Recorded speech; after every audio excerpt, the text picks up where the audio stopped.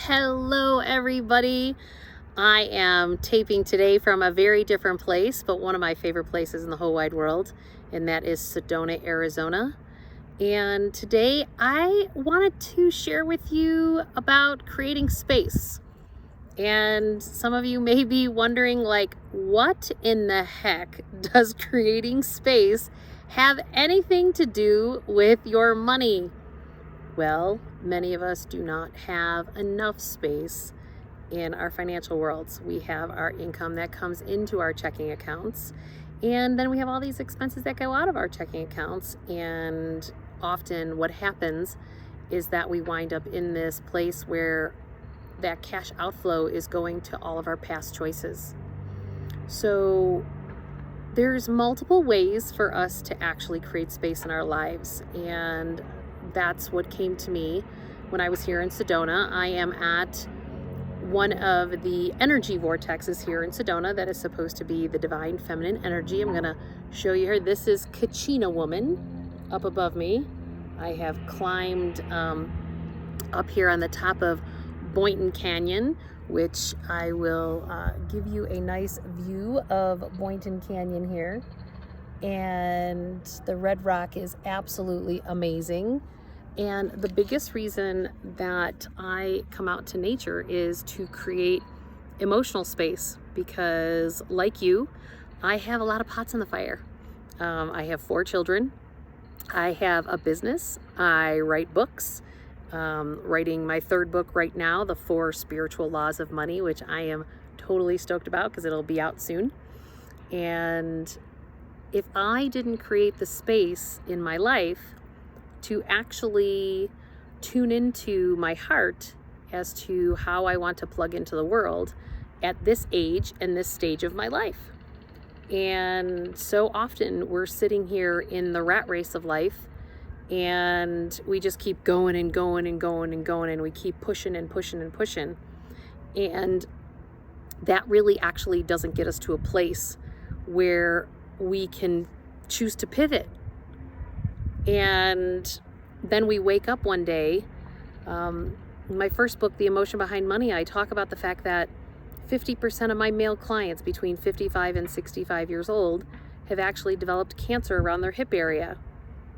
And I talk about when I've done work with Deepak Chopra over the last 15 years, that he would always say that a cancer cell develops because that cell has lost its sense of purpose.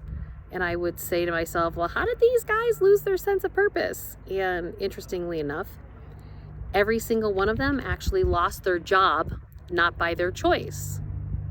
And those of you who have watched me before, you know that I always talk about the fact that we have this acting out that we do in our emotional structure, and we either work things out or we act it out, and we do it through our money, through our health, or through our relationships.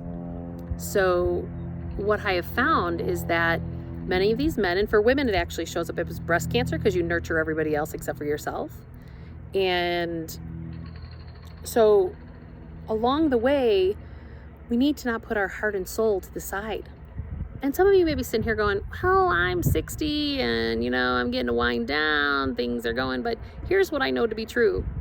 If we don't work on the next adventure of our lives, guess what happens?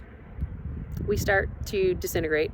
We start to die because we're not plugging into living at no matter what life stage and life event that you are experiencing. This is true across the board throughout all humanity.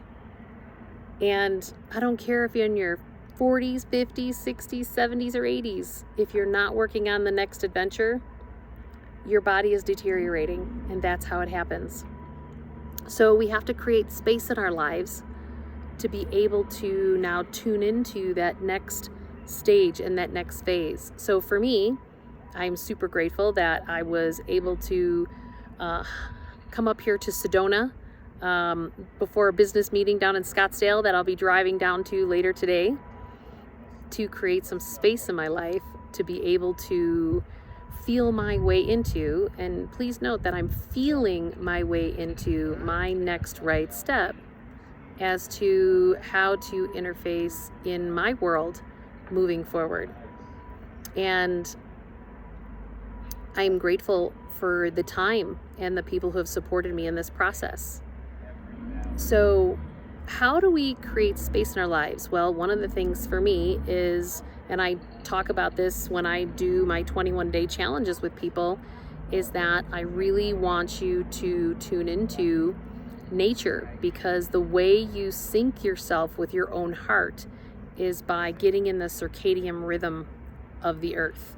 And if you're one of these people that stays up really late and you sleep in and you're using caffeine to keep you awake, this is all things that we do that keep us not in alignment with our heart.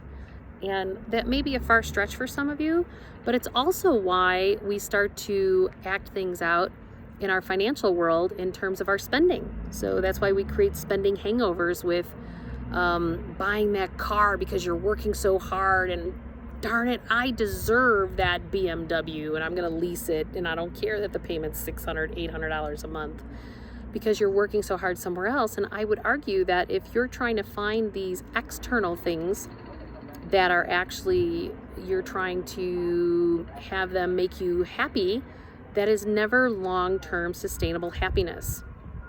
Tuning into your heart and soul and then doing what they call this concept called coherence, where if you want to read more about that, heartmath.org is the research center that has proven all the science, and my finance brain absolutely loves the finance on all that. So it's about the fact that if you tune into that science and you tune into that heart, they've proven now that we have brain cells in our heart structure. And when those brain cells are activated, they actually align your heart and your brain. And that's where one of my teachers, Deirdre Morgan, always says, start with your heart and then add your smarts. Well, it's so true, because you start with your heart, you activate the brain cells in your heart that then talk to your head. And the way that we do this is by tuning in and creating space. And sometimes creating space can also be, there's a great meditation process that only takes 3 minutes a day. So for those of you who are saying, I don't have the time, I don't have the space, hey, listen, I'm a mother of 4, running a business, writing books, like I said, I can find 3 minutes. And all you have to do is hold on to your heart, touch your heart. I don't care if you're doing 1 finger, 2 fingers, whatever, put your hand on your heart. And then what I'd like you to do is then breathe in for the count of 5, out for 8, in for 5, out for 8. What does that do? Well, while holding your heart, then you're creating space in your body, because we all have way too much cortisol shooting through our veins and our arteries. And so we need to create space, and that oxygen from breathing in and out slows your heart down. And so more serotonin can start running as opposed to the cortisol. And then that allows you to drop into your heart, and you feel probably a little bit more grounded after doing that. Do the breathing in and out 10, 15, 20 times, depending on how riled up you are. Depends on how many times you need to do it. There are days I could do 3, and there are days I need to do 30. So what I want you to do then is I want you to feel the feelings in terms of the outcome that you desire in your life. Whether that's your financial life, whether that's your relationships, whether that's your family life. It's about tuning into your heart and feeling those feelings. That activates the brain cells actually in your heart to align it with your head, and it's called coherence. And in the meantime, how does this all tie around to your financial world? Well, look at your cash flows. And you want to look at your cash flows of what's going in and what's going out, and choose those outflows from a place of empowerment, not from being a victim that you don't have enough. And I've got lots of tools and resources on juliemurphy.com to help you through that process. But don't choose it from being a victim that your employer's not paying you enough, or inflation, or the system. It's just about tune into what do you really want based on the reality of the world today. Because there is nothing else except reality. And that acceptance piece creates a ton of space for you. That is another area that we create space. And from a debt perspective, I really want people to start to become their own bank. so that you're no longer victim of the financial system. So that, and some people would argue the fact that, well, interest rates are low, I should borrow the money. Yeah, but that traps you in your past, and it doesn't create the space for your future. And so promise me one thing, that you choose to do something crazy. Like, who flies into a city, drives 2 hours to go for a hike, and then has to go to another meeting later today? Well, that'd be me. And maybe you don't want to do something like that, but go to your happy place and find those few minutes to create space in your life, because it is stunning. It is absolutely stunning. And so it's about then also creating space in your life. Get a support group. And I don't mean like therapy or anything like that. Like, just like-minded people. Like, if you have friends that don't support you and where it is that you want to go and what you want to do at this age and stage in your life, so be it. That's okay.